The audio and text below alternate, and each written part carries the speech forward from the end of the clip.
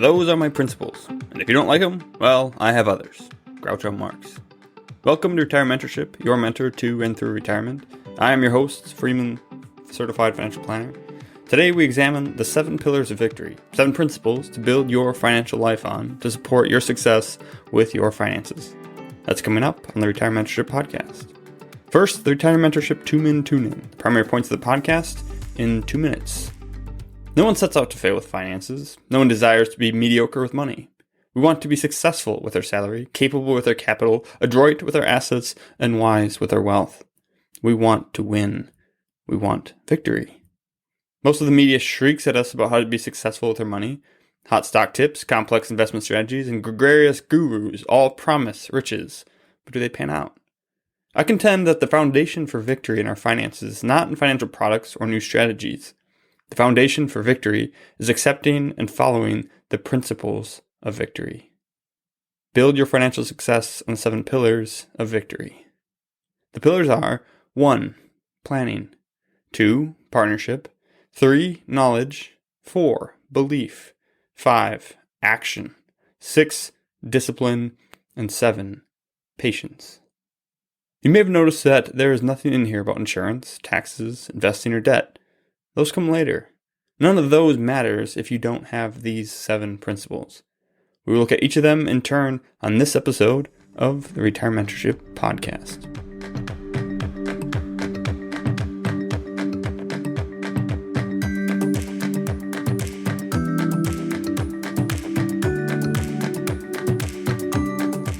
The 7 principles of victory. Pillars support buildings. A building may stand if 1 or 2 pillars is absent, but it will be most robust with all the pillars intact. I just finished a thriller audiobook where the protagonists were trying to unravel a conspiracy.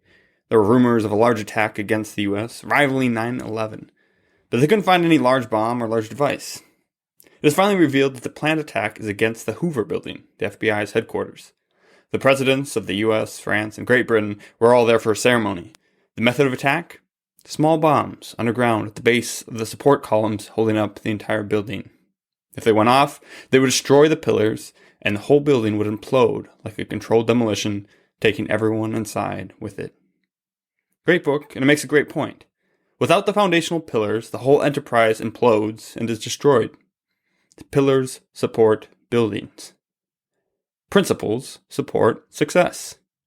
A person may still find limited success without a few of them, but their success will be much more assured with all the principles in place. Principles are timeless. They don't change with the culture, the weather, or the global economy. They are the rock that you can cling to when the going gets tough and boost your success when all is going well. I believe that there are 7 principles we should all abide by to increase our financial success. You may find some success without some of them, but it is impossible to be successful while ignoring all of them. They are the 7 pillars. Let's look at each of them and why they are so important. Pillar 1, planning. No one plans to fail, but we do fail to plan. You've heard it before, and it is true. It will come as no surprise to you that I, a financial planner, am a big fan of planning, and I think everyone should do it. But let's get the chicken and the egg in the correct order here. I don't believe in planning because I'm a financial planner. I became a financial planner because I believe in planning. I've seen its power in my own life and the lives of countless others. Once you know and believe, you can't unknow or quash your enthusiasm.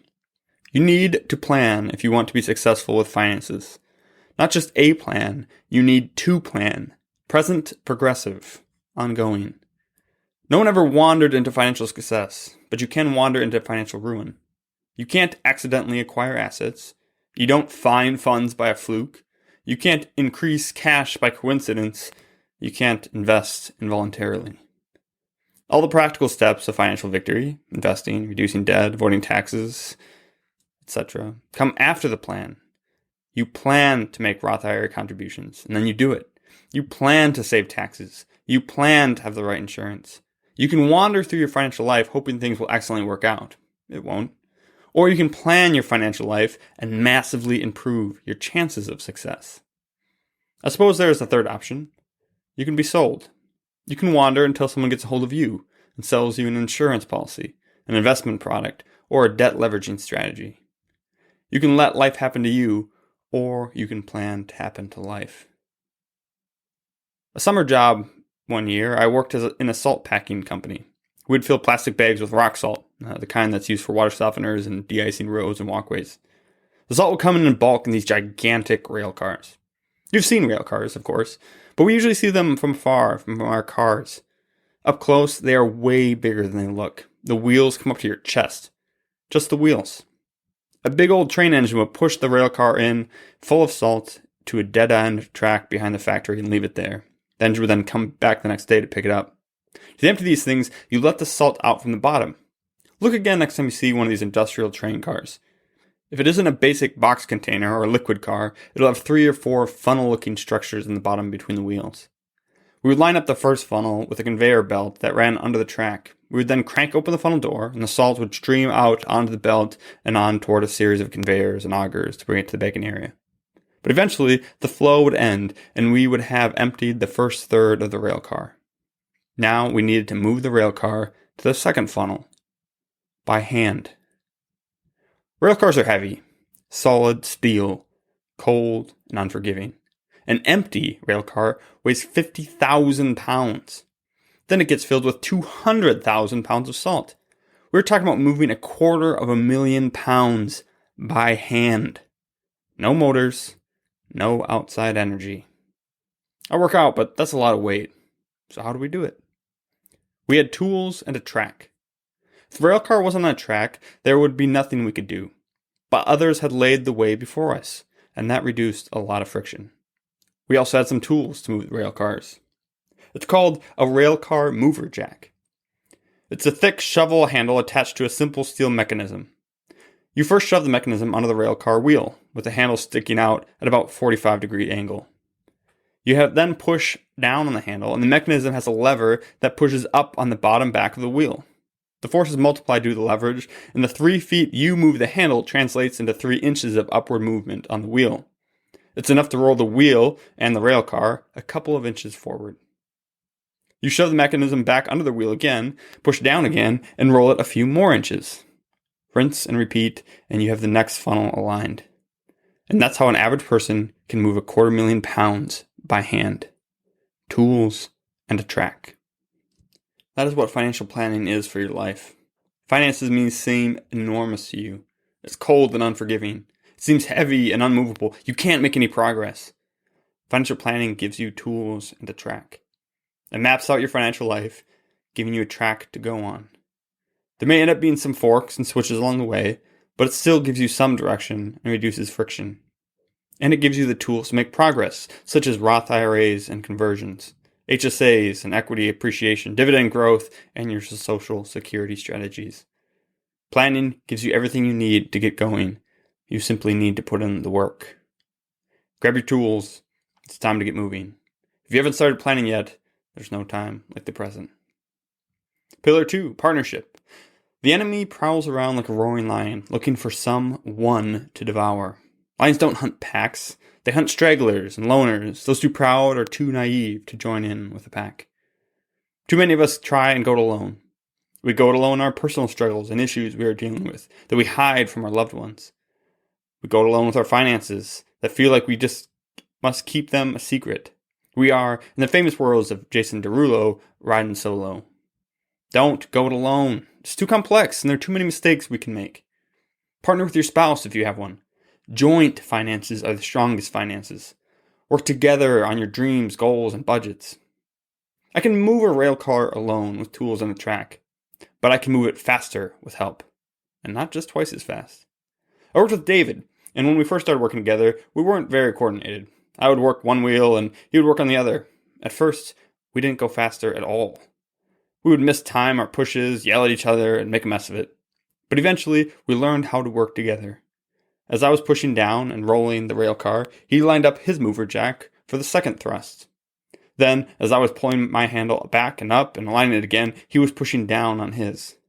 Because we were alternating, the rail car never had a chance to come to a complete stop. And we would achieve something that was just as important in finances as in moving rail cars. Momentum.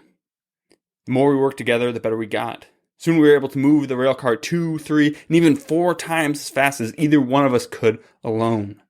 That is the power of partnership. Truly working jointly on your finances may be awkward at first. It may not be any better, but eventually you learn how to coordinate, and then there's nothing stopping you.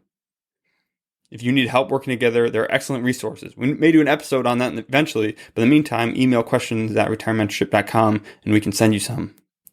Partner with your partner. You can also partner with others. Partner with groups and communities to achieve specific goals, like getting out of debt. Partner with CPAs and planners to achieve greater accountability and encouragement. If you want to go fast, go alone. If you want to go far, go together.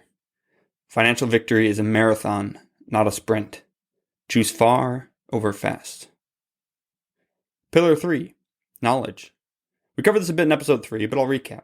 You cannot do anything smart with money until you know what and how to do it.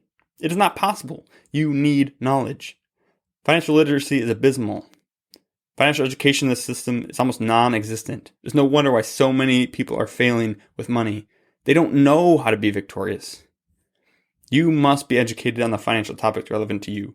Only then can you do it. There are 3 ways to learn. 1. Self-directed education. This is probably the worst way to educate yourself. By self-directed, I mean learning by Googling. You hear about some financial topic or strategy and you want to know a little bit more about it. So you Google it. You click on a few of the top links, maybe browse an article a bit. Perhaps you get distracted by the banner ads and the annoying scroll with you ads. Or there are so many ads that you get mad and exit the site. You sort of scratch the itch about you had about the topic and you move on. You don't really understand it. Moreover, you haven't connected it to the other dots in your financial life. You have a skin-deep level of knowledge that is almost useless unless it is pursued further. You don't have an education, you have a collection of facts. Sporadic Googling and research will never get you the knowledge you need. Number 2, guided education. Rather than randomly researching, you can take a guided approach to your education. Let someone else who already understands the bigger picture and complexities lay it out in a way that makes sense. Let someone else lay down the train track for you to follow. The easiest and cheapest way to do this is to read or listen to books. Many brilliant authors have written brilliant books about finance that are easy to understand and apply. Reading books is exponentially superior to reading articles. And it doesn't take any longer. The most common excuse I hear for why people don't read books is time. I'd love to read more, I just don't have the time. But if you're already spending that time, probably reading. But instead of a well thought out, well researched, well written books, you are reading Facebook posts and news media articles. If you spent 15 minutes less a day browsing the internet and social media and channeled that 15 minutes into reading books instead, you would average a book a month. That's 12 books a year. And you'd only be sacrificing some Facebook time. And it doesn't even have to be regular reading. You can listen. Audiobooks are everywhere, and you can listen while doing other things, as I'm sure you're doing right now. I consume many books. About 10% of that is reading, and the other 90% is listening. I average a book a week because I listen to about an hour's worth a day. I listen at 1.5 to 2x speed, so 30-40 minutes is all it takes to listen to an hour's worth of a book. Some people claim that you can't retain that information when you speed it up, but I disagree. Measure any proficient reader, and you will see that they can read 2 to 3 times faster than an average speaking speed. If your brain can read at that speed, I assure you it can listen at that speed once you've trained it. Or think about this. The practice of reading by the non-scholars has only been around for about 500 years. The printing press was invented in 1440, and it took a while before it caught on. It's only within the last couple hundred years or so that the majority of people have been able to read, let alone do it for fun or information. But humans have been listening to speech for thousands of years. Obviously, before reading was widespread, people carried stories and passed them along orally. Listening is how we were built to learn. Reading overtook listening when the technology to preserve and distribute the written word beyond a speaker was widely available.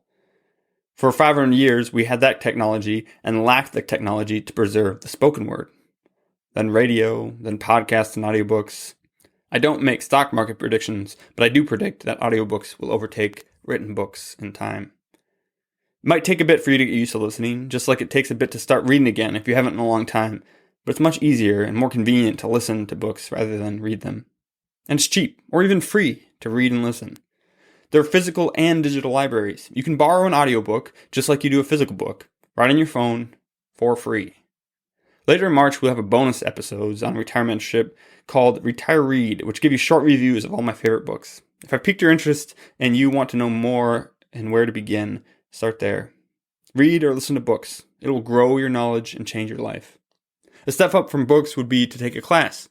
You can read Dave Ramsey's book, The Total Money Makeover, or you can take his class, The Financial Peace University.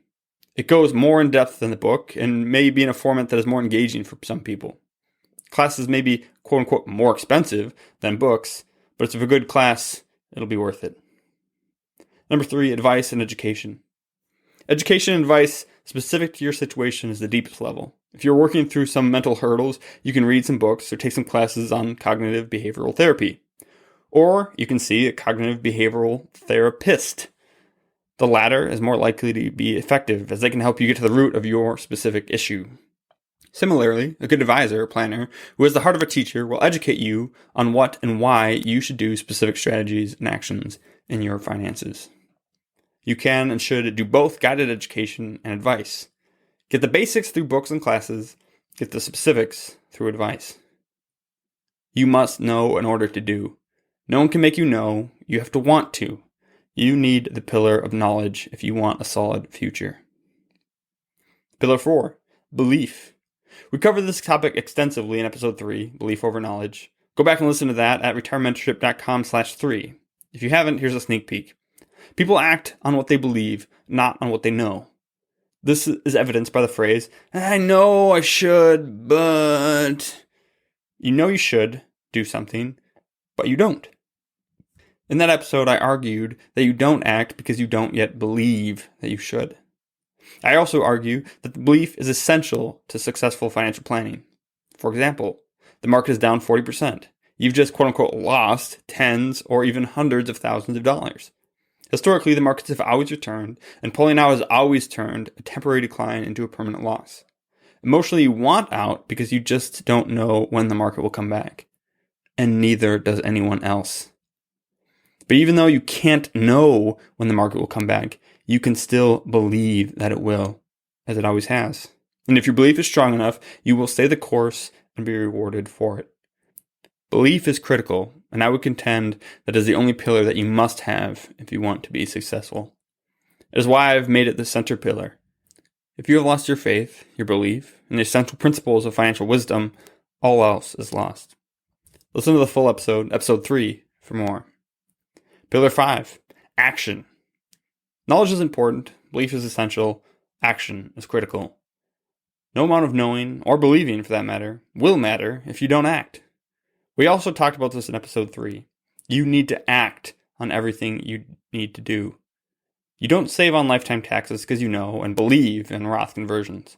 You save on lifetime taxes by doing them. Act. Do. Get it done. The principles all support one another. Maybe this is the one you are missing. Or perhaps you have the propensity to act and are ready to believe, but you lack a plan and the right knowledge of what to do to get it done.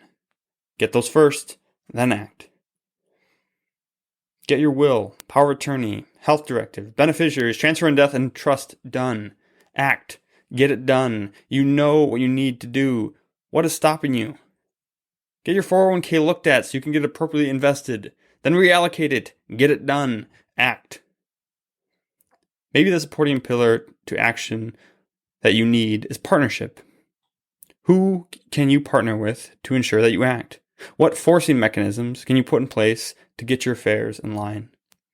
These 3, knowledge, belief, and action, are all so necessary. Planning and partnership help. So do the next 2. Pillar 6, discipline. Some things in personal finance only need to be done once or rarely need redoing. Creating an estate plan, for example. You know what it is and what you need to do. Believe that you need to do it, take action, and accomplish it. After it's done, you only need to revisit it after one of the 5 Ds: death, divorce, diagnosis, decision, or decade. In other words, once it's done, you won't have to think about it for a while. But many other aspects of financial planning require discipline. Applying the same action again and again over days, weeks, months, and years. Discipline is powerful and inhuman. It does not come naturally to any of us. We need to learn it, practice it, and keep it. It'll slip away faster than it is gained.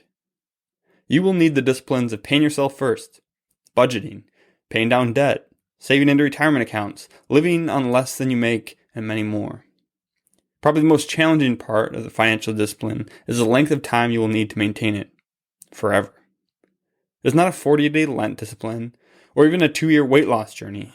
You will need to build your disciplines and then maintain them for decades, not days. Anyone can save into a retirement account for a few months, or even a few years. Can you do enough of it every year for decades? The overwhelmingly good news about discipline is that it's achievable for everyone. It doesn't require luck, insider information, the right stock tip, a wealthy family, or anything else. Anyone can build and maintain discipline. The disciplined budgeters and spenders avoid debt and living paycheck to paycheck. The disciplined savers and investors build wealth. When combined with planning and the middle three, discipline will take you where you want to go, one step at a time. A crucial step in maintaining the actions of discipline is maintaining the mindset of discipline. And we can help with that. Pillar 7, patience. Patience is waiting in expectation of something greater. Discipline may be described as faithfully contributing each month to your Roth IRA. Patience may be described as letting your Roth IRA grow, understanding that it will not happen overnight. So many aspects of finance require patience, but none more than investing. Real investing, as opposed to speculation or gambling or trading, requires patience. It takes decades to prove successful. But that success is inevitable when discipline and patience are applied. Patience will help you defend against the first horseman, chasing returns. In episode 1, we explore that many investors' lifetime returns suffer because they are continually seeking investments with higher returns. When you don't have the patience to allow your investments to work, then you will continuously be chasing after other investment returns. If you missed that episode, explore the 4 horsemen at retirementorship.com/4. It also requires patience to adopt your true time horizon. Many people, and even professionals, look at investing time horizon as if your time ends when you retire. We are investing for retirement. Retirement is 5 years away. Therefore, our time horizon is 5 years. But unless you are planning to spend 100% of your money in the first year of retirement, that's not your time horizon. You will need money 10, 20, and 30 years later. Your time horizon is the day you die if you're trying to slide into home plate with $0 in the bank, and longer if you're trying to leave a financial legacy. It takes patience to adopt a multi-generational time horizon, and adopting it helps you build patience. All good things to those who wait, and only to those who wait come good things. One caveat: patience is different than procrastination. Quote-unquote patiently waiting for the right time to save for your future is not patience, it's procrastination.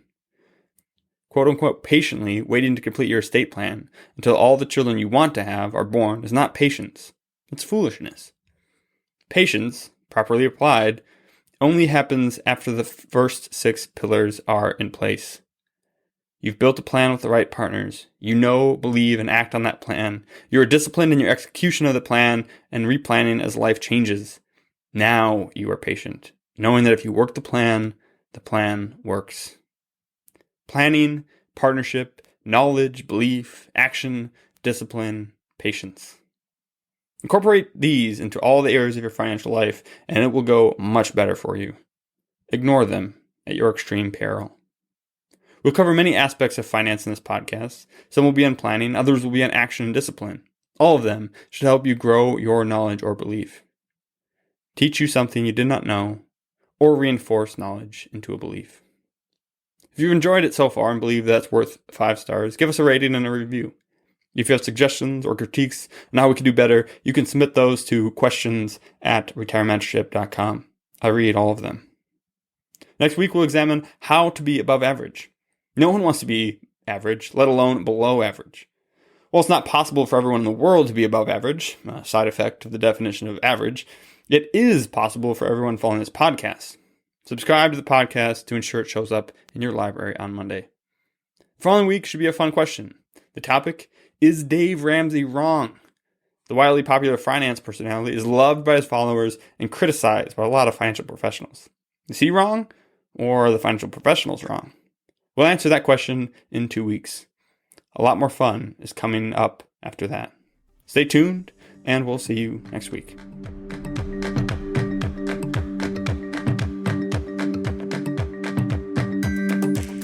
This podcast is educational only and is not intended to be investment, legal, or tax advice, or recommendations, whether direct or incidental. Again, this is not investment advice. Consult your financial, tax, and legal professionals for specific advice related to your specific situation. Never take investment advice from someone who doesn't know you and your specific situation. All opinions expressed in this podcast are the opinions of the speakers expressing them. All performance reference is historical and is no guarantee of future results. All indices are unmanaged and may not be invested into directly.